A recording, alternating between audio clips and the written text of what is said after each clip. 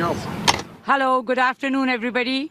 I'm Salma Zahid, and as the local member of parliament, it is really my pleasure to welcome you all today to Scarborough Centre, Don Valley East. It's great to have Prime Minister Carney, Mayor Chow, Minister of Housing and Infrastructure Robertson, and many federal and municipal colleagues here today.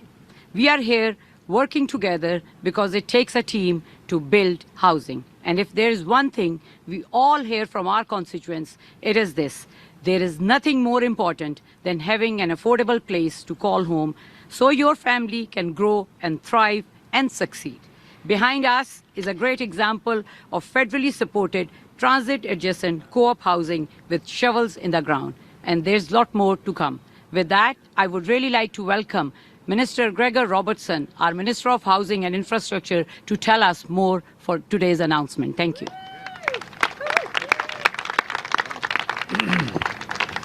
Thank you, Selma. Hi, everyone. Bonjour à tous. Thank you to Selma for getting us started here on your home turf.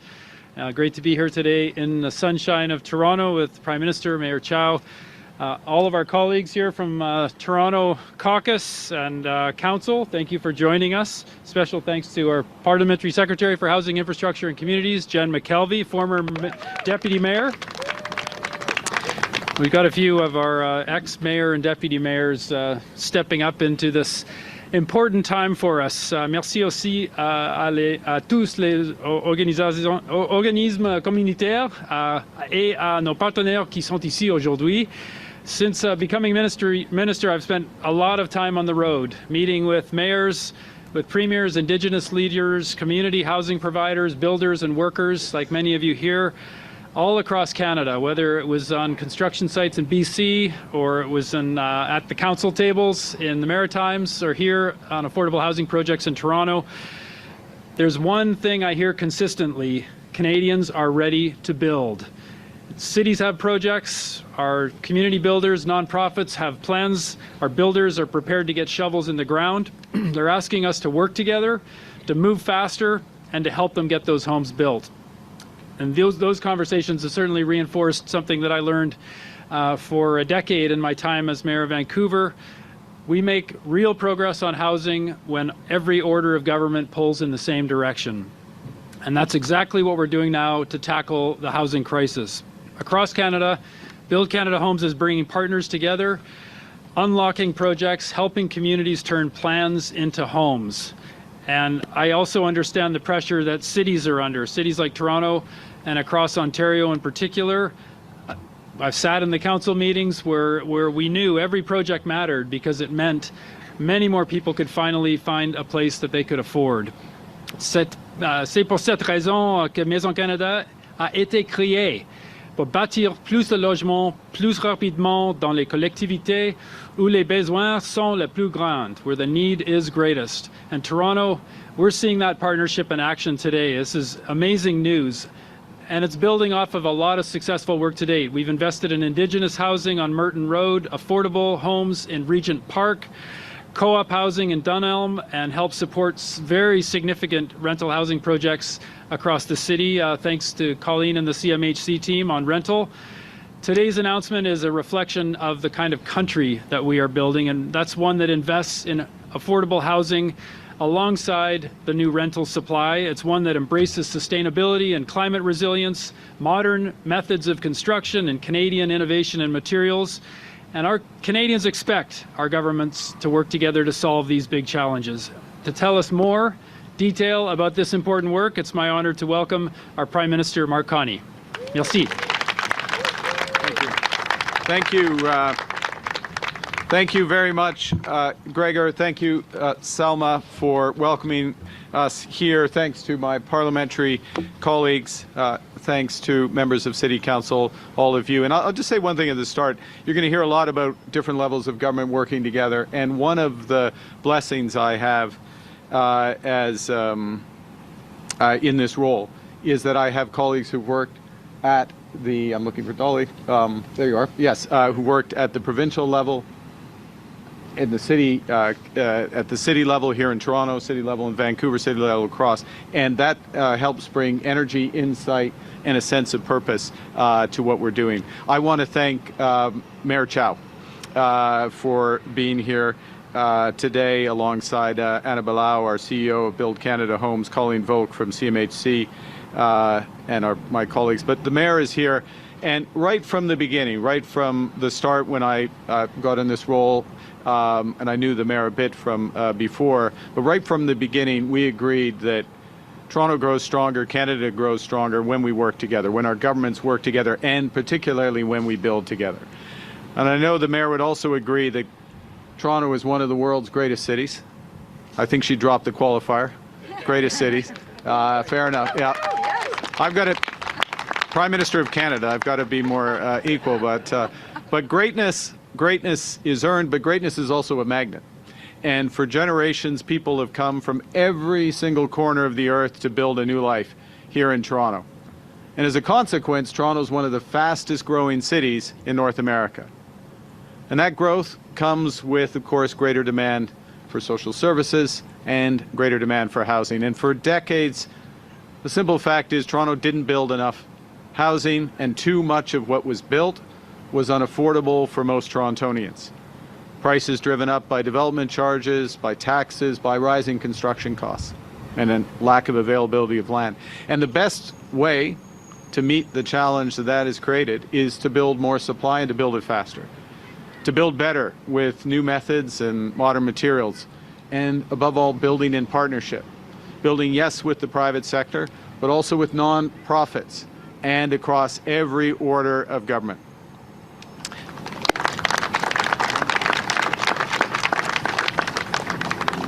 And crucial to this is to build a healthy rental market for every kind of renter. And that means, from the federal perspective, it means pulling every lever that we have and using every tool at our disposal. So before I go into more detail in today's announcement, let me just say a few words about what we've been doing to build momentum in affordable housing over the last 17 months. Just last September, less than a year ago, we started and launched Build Canada Homes, a new federal entity charged with supercharging housing construction across Canada. Et depuis son lancement, Maison Canada s'est déjà engagé à construire près de 17 000 logements dans le cadre de 17 partenariats à travers le pays, et plus de 1 900 sont déjà en chantier. Nous travaillons en partenariat en alignant notre financement sur le terrain et l'expertise locale de la ville pour livrer des logements rapidement et à grande échelle. I would now like to inform you that the teleprompter has ceased to function. Unlike a certain world leader, I do not view this as a conspiracy. Au cours des 17 derniers mois, nous avons réalisé deux grands projets. Le prix moyen d'une habitation, c'est à travers du Canada, une habitation a diminué, passant plus de 825 000 $ au début de 2022 à moins de 660 000 $ aujourd'hui. C'est une chute de 20%. La part de revenus que les Canadiens consacrent au remboursement de leurs prêts hypothécaires a atteint son niveau le plus bas depuis près de 4 ans. Et le rapport entre le loyer demandé et le revenu est à son plus bas niveau depuis plus de 2 ans. So there's big progress now being made directionally on affordability. We need to do much more to get things where they need to be. That brings us right here. What was a parking lot, 2444 Eglinton, is now, as you see, a construction site for Kennedy Green, the largest affordable housing development in this province in more than a quarter century.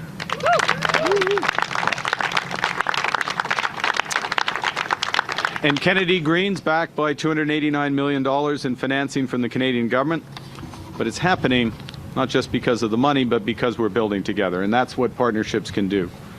Just 4 months ago, Mayor Chow and I stood with Premier Ford to announce a new partnership between the federal government and the government of Ontario, one that's cutting taxes and fees on new homes in this province that can mean up to a reduction of $200,000. In June, through that partnership, the City of Toronto secured $1.5 billion to cut residential development charges by 40 to 60%. And that partnership is also building the transit that neighborhoods need to cut commute times, to connect people to their jobs, their schools, and their homes. New transit that includes the new Waterfront East Line that will serve more than 150,000 people and in and of itself enable 75,000 new homes. That includes expanded all-day GO service across Greater Golden Horseshoe and rapid transit that reaches deeper into the city than ever before, from the Ontario line to, you guessed it, the Scarborough subway extension. Partout au pays, avec nos partenaires, nous travaillons avec nos partenaires pour bâtir des communautés fortes. Des partenariats qui nous permettent de lutter contre la crise de logement sur tous les angles. Nous renforçons la manière dont ce pays bâtit, afin qu'un logement et la belle vie qu'il offre soit à la portée de chaque Canadien et Canadienne. So, to today, I'm proud to announce a new housing agreement between the Government of Canada and the City of Ontario. Or, sorry, the City of Ontario. It's a takeover. I don't know, I've got Ford on my mind, you've got the City of Toronto. Government of Canada, City in Toronto. Let's put this in context. Over the next 3 years, the Government of Canada will invest $2.7 billion. And by the way, that $2.7 billion, that's distinct from what I talked about earlier, that $1.5 billion. We will invest $2.7 billion to build more than 18 housing projects across this city. We're starting by creating more than 5,600 new rental homes that a broad range of Torontonians can afford. North of 1,800 of those homes will be deeply affordable, supportive, or rent controlled. Thank you. And we're moving fast. You see the shovels behind me. We will have shovels in the ground on 80% of this portfolio. That means more than 4,500 homes by the end of this year. Yeah.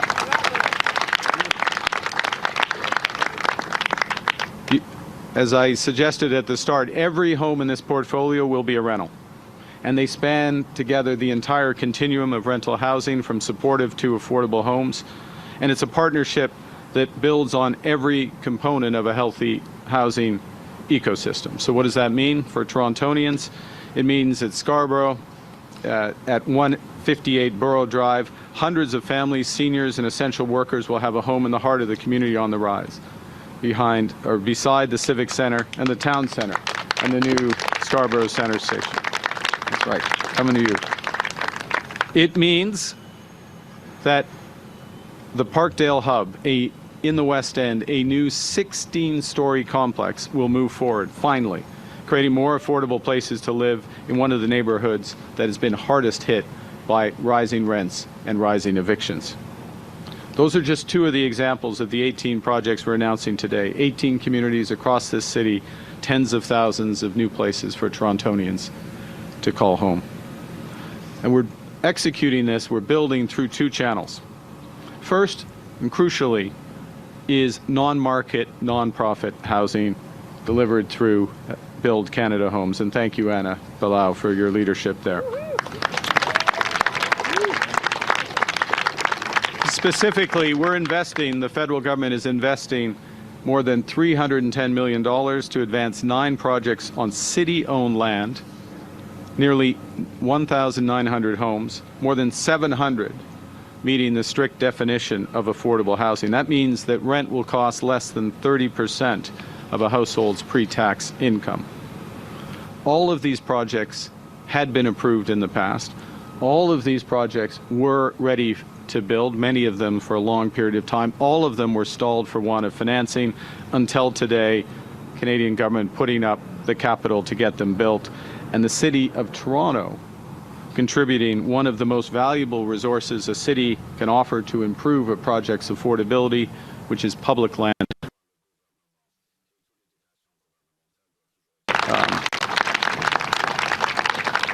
And on top of that, the City of Toronto providing more than $530 million in capital and incentives, including a 99-year exemption from municipal and school property taxes.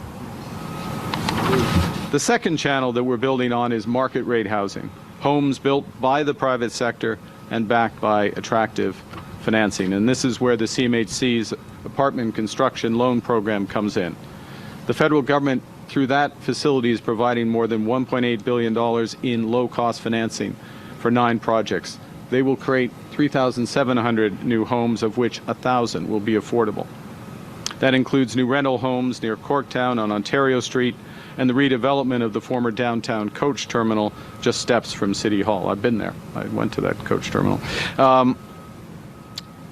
We're going further still, with up to $600 million in additional financing capacity. So that's additional capacity that's available out of that overall amount, so that the City of Toronto can move forward as soon as other opportunities become ready. So what we're announcing today is a big component of what the type of housing and the scale of housing that Toronto needs.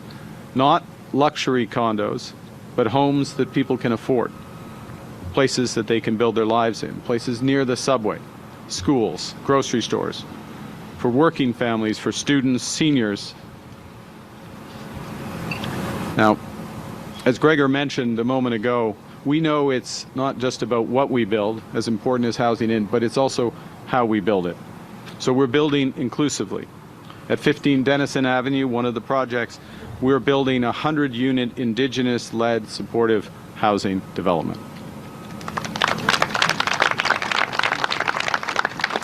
We're building in solidarity with union workers. The portfolio alone will support over 2,100 jobs every year during construction. And we're building sustainably. You take the project on Dundas Street West, where there was a parking lot, we're building a state-of-the-art housing development with mass timber construction, geothermal energy, low-carbon design strategies. Above all, we're building Canadian, with Canadian steel, Canadian lumber, Canadian workers.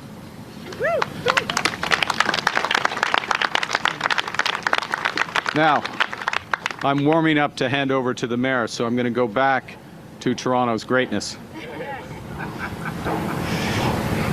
Think of what drives that greatness: a food scene like nowhere else, research hospitals that lead the world, a tech industry that rivals any other on the planet, thriving music, film, entertainment industry. But the fundamental greatness of Toronto comes from its people. And the fact is that too many Torontonians have been struggling to afford their rent. Today's announcement is a big part of changing that. By building at scale across the entire rental continuum, we're making Toronto a model. Strong communities, safe communities, communities that people can afford.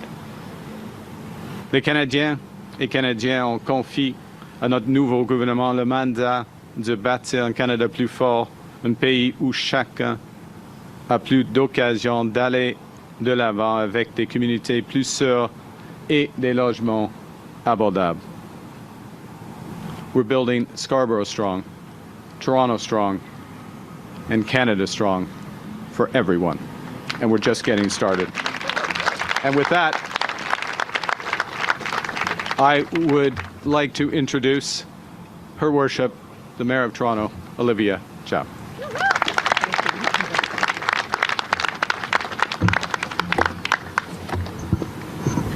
Thank you, Prime Minister Carney. I'm excited, are you? Yeah, we are happy. Thanks to the multi-billion-dollar announcement we're making today, the homes we are building will give security to tens of thousands of people.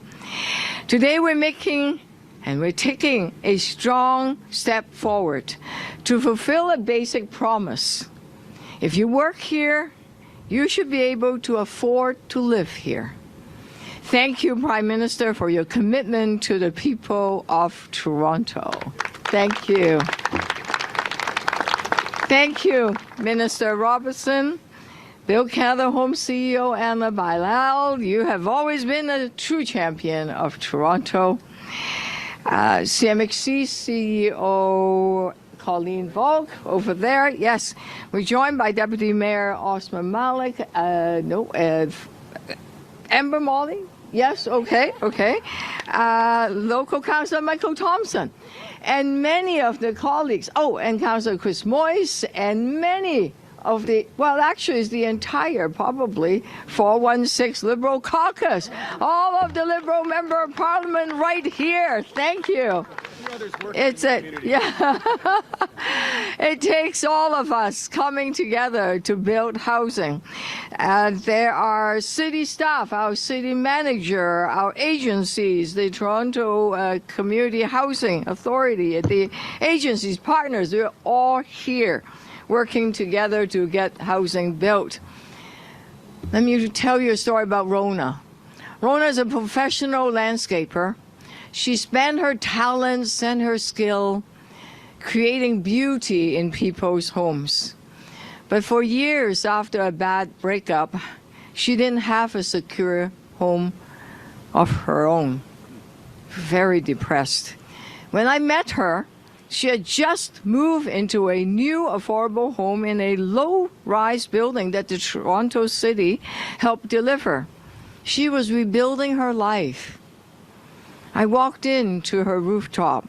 She transformed her building rooftop with plants, flowers, and vegetables. It was just magnificently beautiful. An oasis she built with her neighbors, teaching them to garden alongside her.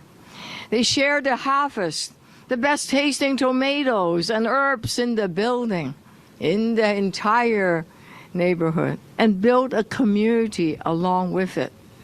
An affordable home gave her hope and transformed her life. Right now, too many families in Scarborough and across Toronto face an impossible choice. Do they stay close to the kids' school or move further away to find something they can afford? Plan for the future or just trying to survive at this moment. And no family should have to choose. Not in a city that prides itself on compassion. 3 years ago, when I became mayor, there wasn't much affordable housing being built. I set out, together with the city staff, a plan to build 65,000 homes for the people of Toronto. The city examined every public site and put it aside for housing, those that are appropriate. We created new incentives, streamlined red tape, sped up the approvals, and changed the zoning to allow for more of the housing we need. But the nonprofit sector has no funds to build homes people can afford. So the federal government stepped in with the Housing Accelerator funds, and groups like the Cooperative Housing Federation of Canada dared to dream again. Because for 3 decades they weren't able to build anything. And where we are standing today is an example of the progress we made together. This is called Kennedy Green, Canada's largest cooperative housing in a generation. Yes, cooperatives are back. This used to be a city-owned parking lot. In 69 days, we rezoned it for housing. That's turbo speed in record time.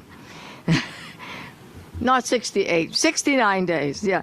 This will become 612 new rent-geared-to-income, affordable and cooperative homes. The largest purpose-built nonprofit rental co-op in the country. Stable, long-term homes for people who keep this city going. And still the housing market remains tight. We all know that. So when the Prime Minister and the new government was elected, we met in Ottawa. We talked about the need to build more homes and the urgency to get shovels in the ground immediately.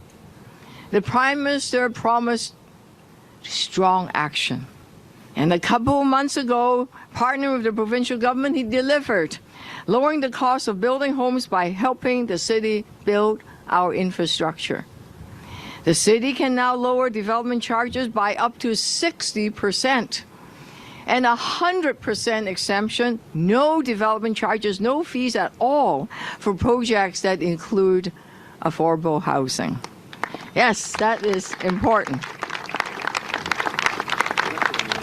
And today, the Prime Minister is delivering the second strong action.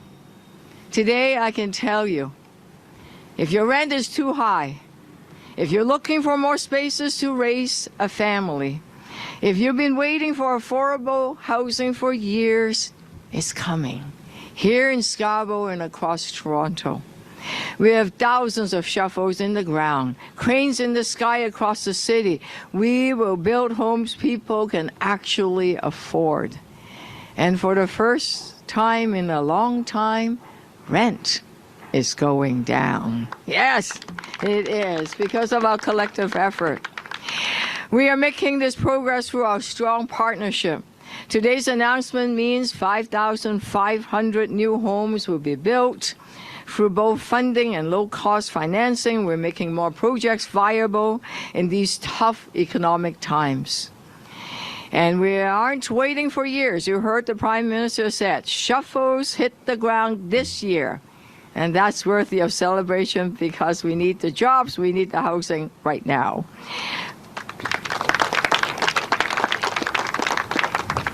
We're moving with urgency because people running out of rent money at the end of the month cannot wait. Couples delaying having children because of high housing costs cannot wait either. Right now, our non-market housing sector makes up 3.5% of the housing system and is only half the size of those of our OECD peers. Prime Minister, your groundbreaking task force report you penned in March 2024 with Lisa Raitt said 4 out of 10 homes built needs to be non-market affordable homes. And we certainly have our work cut out for us. But I know we're building Canada strong. We will keep building. And for Rona and for so many families like her, and affordable homes meant peace of mind, security, a stable foundation to build from, hope for the future. Prime Minister Carney, Minister Robertson, Anna Bailão, thank you so very, very much.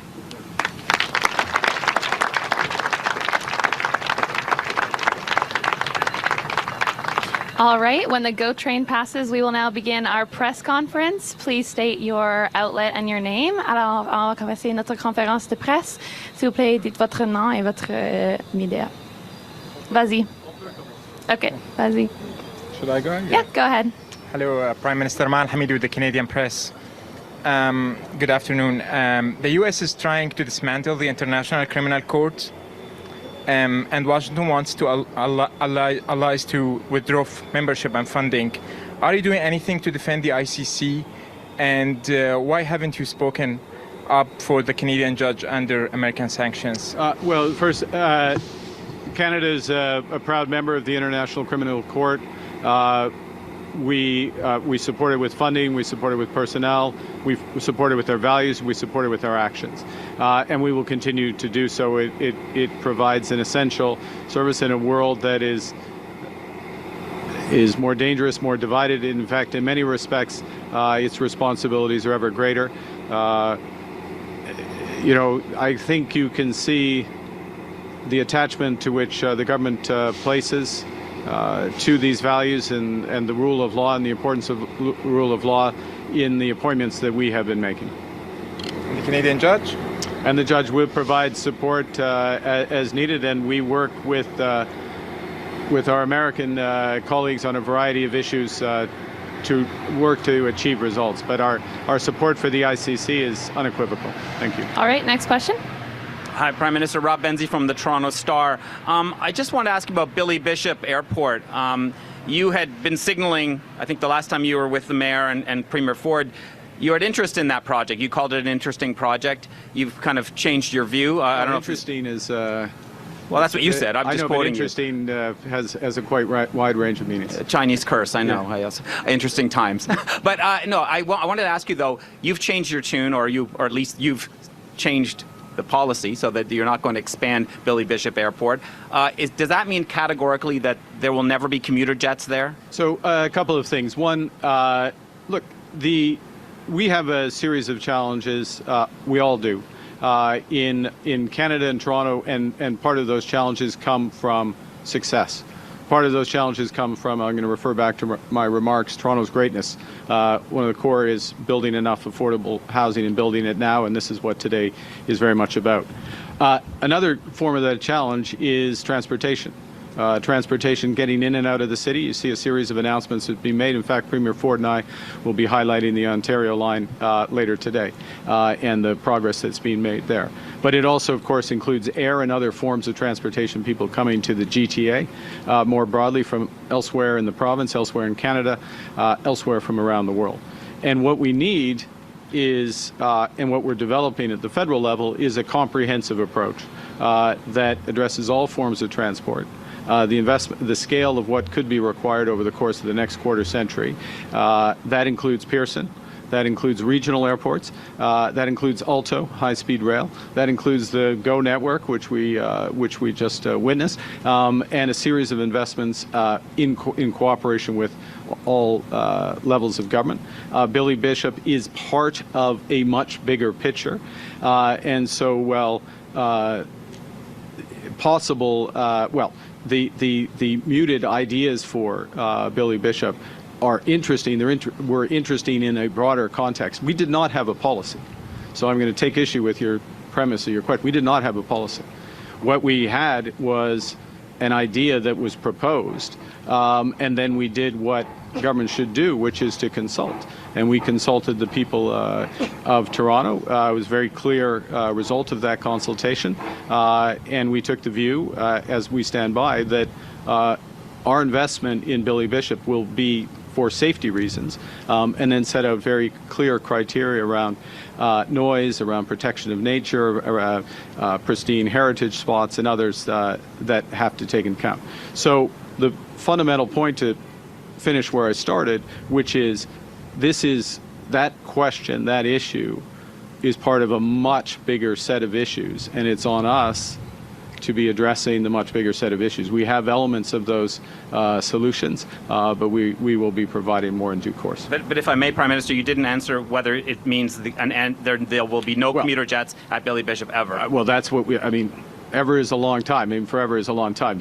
But look, there is clear criteria on noise, clear criteria on protecting the environment and pristine spots, clear criteria on housing, and as I just said, maybe at some length, but let's make it clear, it's a small part of a much bigger puzzle, and we need to focus on those other puzzle pieces in the context of serving the people of the GTA, people of Ontario, people of Canada, and the people who want to come to Canada. Next question. Prochaine question. Hi, Prime Minister. Barbara with iPolitics. Did you ever get to the point of telling Premier Doug Ford that he would move forward with the Billy Bishop's expansion? No. And do you think that the fact that some Ontario MPPs are raising concerns about the Alto high-speed rail project right now is some sort of retaliation? Look, I'll just refer to my previous answer. There is a bigger set of issues that are the product of success of Toronto, success of Ontario, success of Canada, which is that there is a demand for more and more, and we can see, you can never predict exactly with certainty, but we can see that those demands will continue to increase for transportation. So we need a comprehensive, a holistic solution to air those in public and the components of those solutions. That's what the government's doing. An expansion at Pearson is part of that. Alto is part of that. I think greater use of regional. Billy Bishop is not a regional airports could be part of that. The investments we're making in GO Train is part of that as well. So we look at it in the round. All right, next question. Prochaine question. Appreciate it. Hello, Prime Minister. Nathaniel Dove from Global News. I have a non-Billy Bishop question for you. Congratulations. The British Prime Minister, Andy Burnham, said that FIFA President Gianni Infantino is the wrong person to lead football. He spent a lot of time with Mr. Infantino recently at the World Cup. Do you think he should lead FIFA? And if not, who else would you support? Victor Montagliani, Canadian FIFA Vice President. Okay. Well, the first thing is that I want to pay tribute. I'm going to answer your question, but I want to take the opportunity to pay tribute to the mayor, pay tribute to the premier, pay tribute to the first responders, all the volunteers who made the World Cup here such a success. It was absolute knockout success in Toronto. And again, the best of Toronto, and hundreds of thousands of people, millions of people, and hundreds of millions of people would have witnessed it on TV, a bunch witnessed it in person, and they bring back nothing but great stories about the people in this great city. So that's the first thing. The second thing, look, I've run a few organizations in my time. The idea that proper governance is not to disclose to your closest advisors, your chief operating officer, your fellow board members, something of consequence that you're even considering, let alone proposing, that's fatal, should be fatal, and you lose confidence in that individual. They have their own procedures for making those determinations, but certainly I don't have confidence in Mr. Infantino after this point. Given what transpired and given the nature of what transpired. Look, I'll give you an example. Carlos Cordero is someone I've known for more than 3 decades, very high integrity individual, and he was his advisor and had expertise in all the aspects of what was proposed, and he was not consulted. This is not how you run any business, a small business, let alone something that is a global responsibility like football. And sorry, my last part of my question, Victor, would you support... he's an exceptional individual. He's credit to Canada, credit to football. He's done a very good job in his role at CONCACAF, but this, again, I'll defer to governance. I mean, there are those who make these decisions, and they're not prime ministers, but he's someone I know well and have tremendous respect for. Next question. And loves the game. Loves the game. Hello, Mr. Prime Minister. Jeff Knight with Western Standard. Alberta Premier Danielle Smith has called for concrete reforms to the equalization formula, including ending the GDP growth escalator. You've said before the formula will be reviewed before the 2029 renewal, but have you actually supported any specific changes, or is it your position simply to support the status quo until then? Well, we're not going to, I mean, we have an equalization agreement in place. Governments rely on those formula in setting their policies, and so that predictability and that financing is valuable, and yes, we're going to keep it in place. The review is for 2029 is the next update. But let me bring it back down to where we are today, which is fundamental principles in Canada.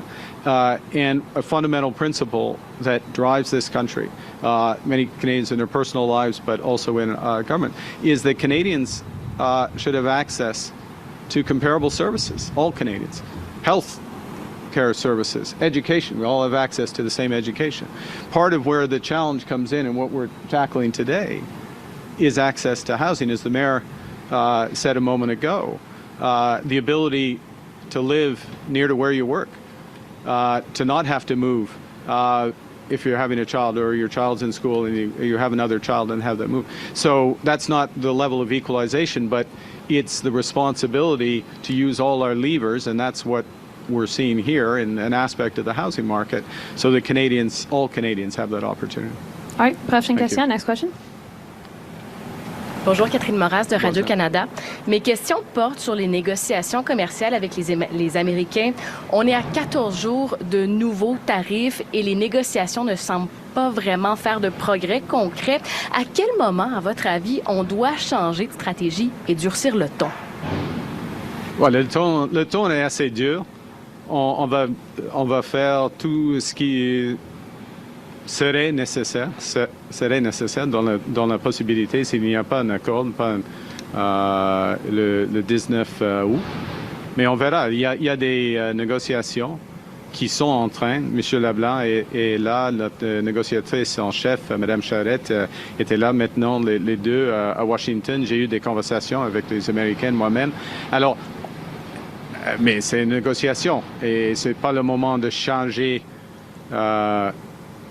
On a du temps, on a des vraies négociations, des négociations constructives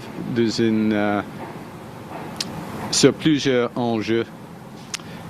Mais le temps de durcir, ce sera s'il y a le moment sans un accord avec les Américains. Oui. Puis, est-ce qu'un système de quotas sur les exportations d'aluminium et d'acier est envisagé pour réduire les tarifs? Il y a des... le Canada, nous croyons dans le libre-échange et de respecter nos engagements. Cela dit, avec des menaces tarifaires, nous avons des options. C'est pas le moment, je viens de le dire, c'est pas le moment de déclencher les options, mais on a des options, oui. Prochaine question. Merci. Next question. Hi. Thank you. Hi, Prime Minister. Laura Stone, Globe and Mail. On the trade front, we understand that there have been detailed discussions on steel and aluminum tariffs, but significantly less on autos. So would you accept a deal that punts auto tariffs to the more extensive USMCA negotiations next year? Canada's been very clear. We want all 232s addressed, all strategic sectors, which, for clarity, But it's not being discussed. Well, you don't know that. You don't know that. I know what's being discussed. I'm part of those discussions, so Canada's position is as I just stated, and that's what we say in the room. Prochaine question. Next question. Irep Çakır with Turkish Voice of Canada. Thank you, Prime Minister. So your today's announcement is not only about the houses that's going to be built here. It's also about the people who's going to live in it and who's going to pay for it, right? So you mentioned how this city became the greatest with migration. I'll give you educational and professional capacity of a specific cohort. Approximately 88% completed post-secondary education, 56% holding a bachelor's degree, 21% master's degree, 5% a PhD, and 6.7% a college diploma. Remarkable, right? So this group includes engineers, healthcare professionals, teachers, academics, IT specialists, experienced business and finance professionals. They are currently employed across Canada in key sectors, and I am talking about 6,000 plus Turkish nationals whose temporary work permits TS 2023 are expiring.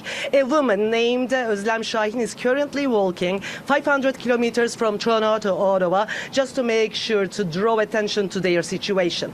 Does your government know how many of those individuals are productively employed and care about the existence and continuation of this kind of new but also well-settled workforce that is also growing roots with their kids in Canada? So thank you for that. And let me be clear that the woman's situation you referenced, the 6,000 others, or the other people in this situation, regardless of where they've come from to this country, who are working, who are settled. Perhaps they have a family here and the children in school.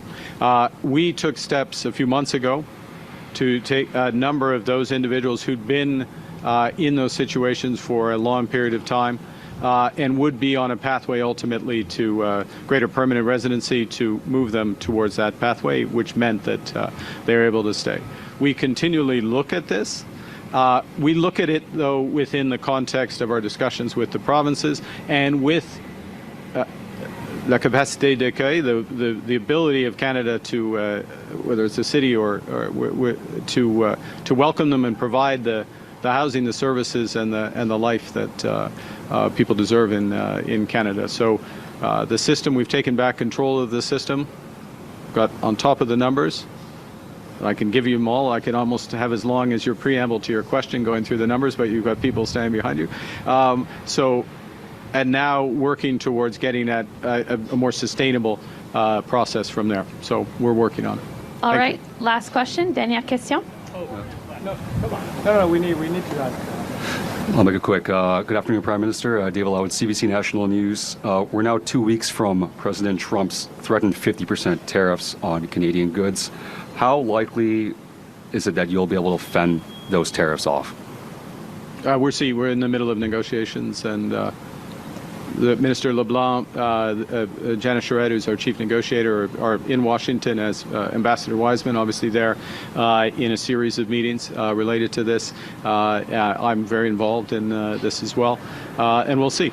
but I'll refer back to my previous answer in terms of the scope of what Canada wants to move forward on, which is across all strategic sectors, including the specific question from Ms. Stone, I think, was about autos as well, and that very much at the core of what we're talking about. Thank you. Dernière question, last question. Hi, Prime Minister Carney. I want to ask about the spying charges in Belgium. Have you explained to the authorities in Belgium and NATO allies about how the government, proceeds and meets the security risk? That is my first question. And I think, do you think these security screening process for the international staffer need to be reformed? Can you explain? Well, the first thing is, anytime you have a situation